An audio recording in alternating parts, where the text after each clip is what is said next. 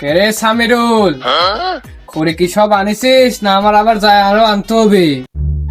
হ্যাঁ আব্বা, ওই রাস্তাটি আছে, ওইগুলো নিয়ে আসতে হবে। আব্বা, আমার তো একটা প্রশ্ন ছিল আপনার কাছে। কর কর, প্রশ্ন কর। আবার এমন কোন প্রশ্ন করিস না যেন বাপ আর ছেলের মধ্যে সংঘর্ষ সৃষ্টি হয়। তো তেমন কোনো প্রশ্ন নেই তো, এই ছোট্ট না একটা প্রশ্ন। হ্যাঁ, ছোট প্রশ্নতে এত দেরি করার দরকার কি? করি ফেল প্রশ্ন। আব্বা, এদের যে খড়ি টানতেছি, এই খড়ি কিভাবে হয় আব্বা? আরে সুধীর পুত্র, এটি জানিস নি? খড়ি গাছ থেকে হয়। আব্বা, এই গাছ কিভাবে হয়? আমি পারি না আর এই জানোয়ার, তুই এটি জানিস নি? গাছ মাটির থেকে হয়।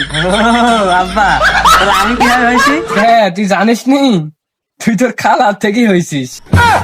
এই শালির ছেলে, মাটির থেকে যদি গাছ হয়, গাছের থেকে যদি খড়ি হয়, তাহলে আমি আবার খালার থেকে কিভাবে হনু? শালির ছেলে, আমি তো আমার মায়ের থেকে হয়েছি। আরে সুধীর পুত, তুই তো সবই জানিস।